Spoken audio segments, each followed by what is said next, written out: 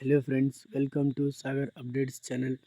ಇವತ್ತಿನ ವಿಡಿಯೋದಲ್ಲಿ DBT ಮೂಲಕ ಅಂದರೆ ನೇರ ನಗದು ವರ್ಗಾವಣೆ ಮೂಲಕ ಗೃಹಲಕ್ಷ್ಮಿ ಯೋಜನೆ ಅಮೌಂಟ್ ಮತ್ತು SSP ಸ್ಕಾಲರ್ಶಿಪ್ ಅಮೌಂಟ್ ಮತ್ತು ಅನ್ನಭಾಗ್ಯ ಯೋಜನೆ ಅಮೌಂಟ್ ಮತ್ತು ಆಧಾರ್ ಸೀಡಿಂಗ್ ಆಗೈತೋ ಇಲ್ವೋ ಮತ್ತು ಅದನ್ನು ಆಧಾರ್ ಸೀಡಿಂಗ್ ಯಾವ ರೀತಿ ಚೆಕ್ ಮಾಡ್ಕೋಬೇಕು ಮತ್ತು ಆಧಾರ್ ಸೀಡಿಂಗ್ ಯಾವ ಬ್ಯಾಂಕ್ ಅಕೌಂಟ್ಗೆ ಲಿಂಕ್ ಆಗೈತೆ ಅಂತ ನಿಮಗೆ ತಿಳ್ಕೋಬೇಕು ಅಂತಂದರೆ ಈ ವಿಡಿಯೋನ ಸ್ಕಿಪ್ ಮಾಡದೆ ಕೊನೆ ತನಕ ನೋಡಿ. ಇದ್ರ ಬಗ್ಗೆ ಈ ವಿಡಿಯೋದಲ್ಲಿ ನಾನು ಸಂಪೂರ್ಣವಾದ ಮಾಹಿತಿನ ಕೊಡ್ತೀನಿ.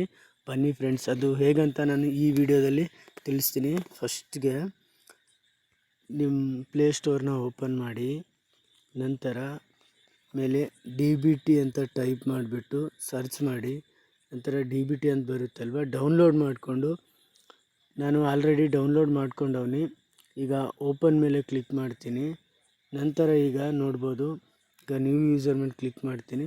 ಈಗ ನಿಮಗೆ ಲ್ಯಾಂಗ್ವೇಜ್ ಕನ್ನಡದಲ್ಲಿ ಬೇಕಂದರೆ ಕನ್ನಡದಲ್ಲಿ ಇಟ್ಕೋಬೋದು, ಮತ್ತು ಇಂಗ್ಲೀಷ್ನಲ್ಲಿ ಬೇಕಾದರೆ ಇಂಗ್ಲೀಷ್ನಲ್ಲಿ ಇಟ್ಕೋಬೋದು. ಈಗ ಕೊನೆಯಲ್ಲಿ ಕೊಟ್ಟವ್ರೆ, ಇಲ್ಲಿ ನಾನು ಇಂಗ್ಲೀಷ್ನಲ್ಲೇ ಇಟ್ಕೊಳ್ತೀನಿ.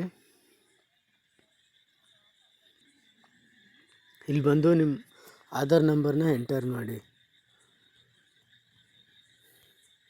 ಎಂಟರ್ ಮಾಡಿದ ಮೇಲೆ ಇಲ್ಲಿ ಒಂದು ಬಾಕ್ಸ್ ಐತಲ್ಲ, ಇದ್ರ ಮೇಲೆ ಕ್ಲಿಕ್ ಮಾಡಿಬಿಟ್ಟು ಗೆಟ್ OTP ಮೇಲೆ ಕ್ಲಿಕ್ ಕೊಡಿ. ನಂತರ ಈಗ OTP ಬರುತ್ತೆ. OTP ಬರ್ತಾ ಇದೆ, ವೇಟ್ ಮಾಡಿ. ಈಗ OTP ಬಂತು, ತಾನೇ ಅದು ವೆರಿಫೈ ಆಗುತ್ತೆ. ಇದು ತೋರಿಸ್ಕೊಡ್ತೀನಿ. ನಾನು ವೆರಿಫೈ OTP ಮೇಲೆ ಕ್ಲಿಕ್ ಮಾಡ್ತೀನಿ. ನಂತರ ಈಗ ಪಿನ್ನ ಸೆಟ್ ಮಾಡ್ಕೋಬೇಕು ನೀವು. ಈ ಕನ್ಫರ್ಮ್ ಪಿನ್ ಮೇಲೆ ಕ್ಲಿಕ್ ಕೊಟ್ಟು ನಂತರ ಸಬ್ಮಿಟ್ ಮಾಡಿ. ನಂತರ ಈಗ ಎಂಟರ್ ಮೊಬೈಲ್ ನಂಬರ್ ಅಂತ ಐತಲ್ಲ, ಅದ್ರ ಮೇಲೆ ಕ್ಲಿಕ್ ಮಾಡಿಬಿಟ್ಟು ನಿಮ್ಮ ಮೊಬೈಲ್ ನಂಬರ್ನ ಹಾಕ್ಕೊಳ್ಳಿ. ನಂತರ ಆಮೇಲೆ ಓಕೆ ಐತಲ್ಲ, ಅದ್ರ ಮೇಲೆ ಕ್ಲಿಕ್ ಕೊಡಿ. ನಂತರ ಈಗ ನೋಡ್ಬೋದು, DBT ಆ್ಯಪ್ದು ಮೇನ್ ಪೇಜ್ ಓಪನ್ ಆಯಿತು. ಇಲ್ಲಿ ನೋಡ್ಕೋಬೋದು ಪೇಮೆಂಟ್ ಸ್ಟೇಟಸ್ನು ಇಲ್ಲಿ ನೋಡ್ಕೋಬೋದು. ಈಗ ಯಾವ್ದ್ಯಾವ್ದ್ರದ್ದು ಬಿದ್ದೈತೆ, ಈಗ ಗೃಹಲಕ್ಷ್ಮಿದು ನೋಡ್ತೀನಿ ನಾನು. ಇಲ್ಲೆಲ್ಲ ಪೇಮೆಂಟ್ ಸ್ಟೇಟಸ್ ಶೋ ಆಗುತ್ತೆ. ನಿಮ್ಮ ಅಕೌಂಟಿಗೆ ಬಿದ್ದಿದೇನೋ ಇಲ್ವೋ ಅಂತ ತೋರಿಸುತ್ತೆ, ಯಾವ್ಯಾವ ಡೇಟಿಗೆ ಬಿದ್ದಿದೆ ಅಂತಲೂ ತೋರಿಸುತ್ತೆ.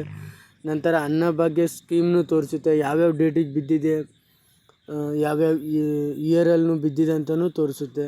ನಂತರ ಇಲ್ಲಿ ನೋಡ್ಕೋಬೋದು, ಈಗ ಎಜುಕೇಷನ್ ಅಸಿಸ್ಟೆನ್ಸ್ ಫಾರ್ ಕಾಂಟ್ರಾಕ್ಷನ್ ವರ್ಕರ್ಸ್ದು ಬಿದ್ದೈತೆ, ಲೇಬರ್ ಡಿಪಾರ್ಟ್ಮೆಂಟ್ದು. ನಂತರ ಇಲ್ಲಿ ಬಂದುಬಿಟ್ಟು ಈಗ ಪ್ರೊಫೈಲ್ನು ನೋಡ್ಕೋಬೋದು, ಅವ್ರದ್ದು ಪರ್ಸ್ನಲ್ ಇನ್ಫಾರ್ಮೇಷನ್ ಇಲ್ಲಿ ಶೋ ಆಗುತ್ತೆ. ನಂತರ ಈಗ ಸೀಡಿಂಗ್ ಸ್ಟೇಟಸ್ ಮೇಲೂ ಕ್ಲಿಕ್ ಮಾಡಿಕೊಂಡು ಈಗ ಆಧಾರ್ ಸೀಡಿಂಗ್ ಅವ್ರದ್ದು ಆಗೈತೆ, ಆ್ಯಕ್ಟಿವ್ ಅಂತ ಐತೆ. ಆಧಾರ್ ಸೀಡಿಂಗು ಯಾವ ಬ್ಯಾಂಕಿಗೆ ಆಗೈತೆ ಅಂತಂದರೆ ಅವ್ರದ್ದು ಕರ್ನಾಟಕ ಗ್ರಾಮೀಣ ಬ್ಯಾಂಕ್ ಅಂತ ಐತಲ್ಲ, ಅದಕ್ಕಾಗೈತೆ. ನಂತರ ಇನ್ನೊಂದು ನಿಮಗೆ ತೋರಿಸ್ಕೊಡ್ತೀನಿ, ಇದು SSP ಸ್ಕಾಲರ್ಶಿಪ್ದು ಒಂದು ತೋರಿಸ್ತೀನಿ.